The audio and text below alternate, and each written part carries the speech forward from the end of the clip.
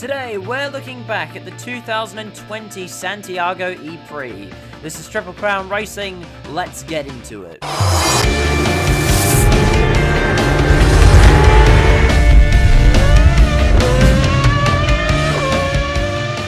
Formula E sometimes produces some very exciting racing. The cars are relatively similar to each other. The drivers are talented, so the racing is occasionally very, very good and that's what got a lot of the Formula One fans interested in the series because, well, it relied less on downforce and dirty air was less of a factor, and it got people hooked from Formula One. And, well, that's a good thing, you know, people getting interested in, you know, different types of motorsport. However, I see this quite a lot in Formula E, the races turn into car parks. Oh dear. Vern, a Jaguar, red flag. Oh, it's chaos. Oh, Lopez lost it by himself. Lopez hit the curb, slid the car, overcorrected, and you see the result.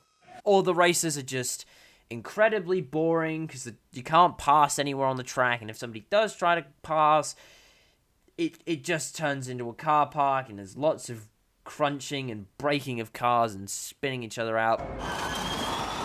Oh, that was weird. There's not really any defending that one. Tracks that are like this: Rome, Hong Kong, and Sanya, and the old version of the Santiago E-Prix.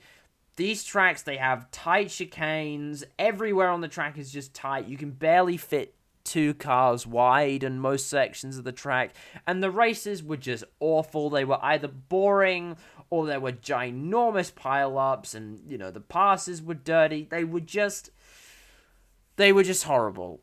So, for 2020, there were changes made to the Santiago circuit for the E-Prix, and, well, it produced some exciting racing. There was still some of the usual bumping and barging, which you see a lot in Formula E races, but that's okay, because the cars can kind of stand up to that kind of torture. There were good fights in the midfield, and the scrap between Max Gunther and Antonio Felix da Costa at the end of the race was fantastic and brilliant to watch. Max Gunther in the BMW to the outside. Hangs it on around the outside and gets through. Great move from Max Gunther. Costa is going to be so close to zero. I think he's in big trouble on every front here to Costa. He goes defensive. Gunther goes to the outside at turn 9 and he's done it. So Max Gunther won the race after a scrap with Antonio Felix da Costa. So he got back by him on the final lap. It was incredible to watch. And Mitch Evans finished on the podium in 3rd. So that was the podium. And through some strange turn of events, Stoffel Van Dorn is leading the championship.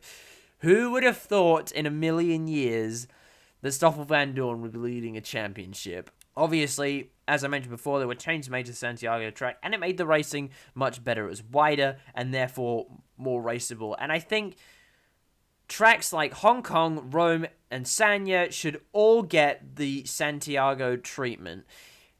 Over the past couple of seasons, well, last season and this season in particular, it has been proven that these tight tracks with really tight corners, with these tight chicanes, these tight hairpins, they don't produce entertaining racing. They produce car parks, and they produce broken bits of bodywork and cars, and it's just not good to watch. And Formula E needs to stop doing this. They need to make wider tracks that are more raceable and easier to pass on.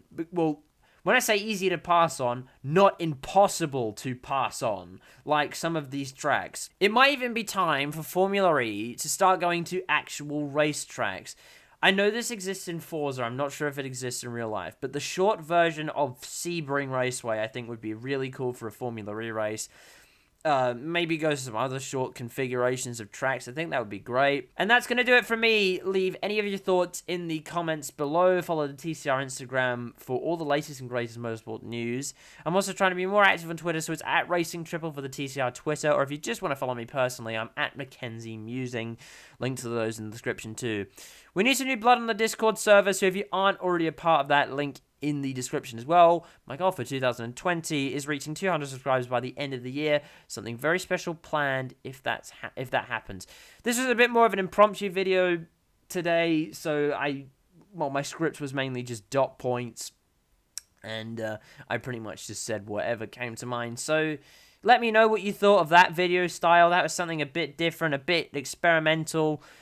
Tell me if I should stick to scripts or if I should start just ranting, sort of like this video was. Anyway, that's it. Like, subscribe, and I'll see you next time. Goodbye.